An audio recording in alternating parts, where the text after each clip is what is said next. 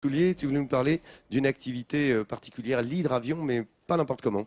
Et oui, parce que si Biscarrosse dans les Landes est la capitale de l'hydravion, il faut le dire, l'hydravion c'est bien ici, à côté de Marignane, qu'il est né. 1910. Et oui, l'idée est venue, c'était un jeune Marseillais, Laurent, qui s'appelait Henri Fabre.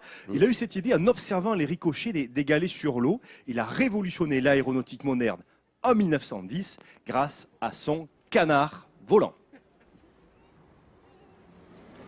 Marignane, son aéroport Marseille-Provence et une étonnante découverte suspendue dans la salle d'embarquement des départs internationaux.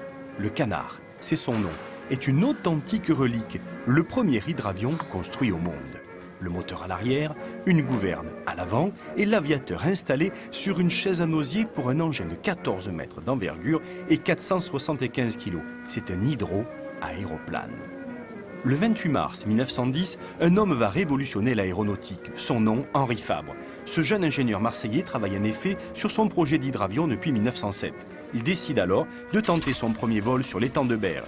Un exploit pour cet inventeur qui n'a jamais volé, pas même comme passager.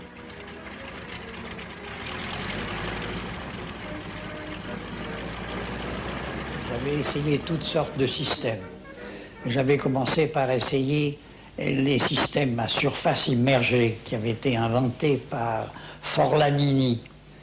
Mais ça attrapait des algues dans l'étang de Berre, ça ne marchait pas.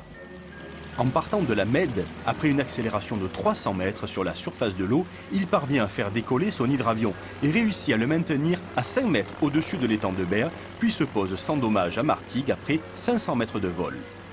J'ai mis à l'eau, pour la première fois, l'appareil dans le canal de Martigues. Et 2 jours après, je faisais 4 ou 5 vols dans la matinée.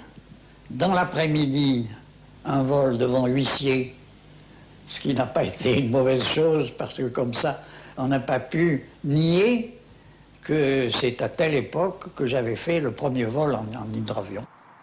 Il effectuera bien 5 autres vols dans la même journée, dont 2 seront homologués. L'hydravion est officiellement lancé au niveau mondial.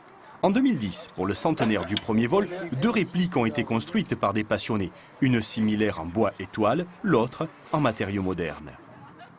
Le but, c'était pas justement de faire une réplique, un exemplaire de musée supplémentaire. Il y en a déjà 2 magnifiques qui existent, mais plutôt rendre un hommage du fait, en plus d'avoir fait participer des stagiaires plus ou moins jeunes, donc des gens qui vont plutôt vers l'avenir de l'aéronautique, donc de les associer à la fois sur les constructions modernes, bien dans notre époque, mais rendre hommage aussi au passé.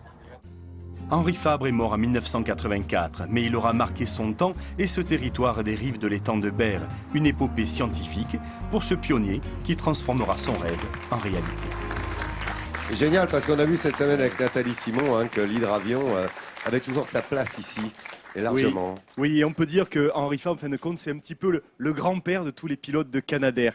Alors, la réplique moderne que vous avez vue, elle est installée au musée des hydravions à Biscarrosse, dans les Landes. Alors, je voulais juste dire une chose, c'est que soit la réplique moderne et la réplique identique à l'original n'ont pas réussi à voler. Voilà. Ça alors, et ben oui, ça n'a pas été si facile. Comme quoi, il était doué, Henri Fabre. Comme quoi, en 1910, ça a bien marché, on le voit sur ces images exceptionnelles. Par contre, en 2010, ils ont fait tout ce qu'ils ont pu. C'est incroyable, dis donc. Ils n'ont pas réussi à déjauger, donc comme l'on dit, à voler quelques centaines de mètres à peine. Voilà, mais ils ont fait un très gros boulot, ceux qui ont fait réaliser ces répliques, et on les salue. Et je voulais qu'on salue aussi la mémoire de la famille d'Henri Fabre, qui est une famille marseillaise. Bravo Henri Fabre. C'est grâce à lui qu'il y a l'aéroport de Marseille-Marignane-Provence. Laurent, bien sûr. Et une épopée scientifique qui continue aujourd'hui avec le Technoparc des Florides. On en a parlé mercredi. Mercredi, absolument. Tu as raison, Nathalie, absolument. Le pôle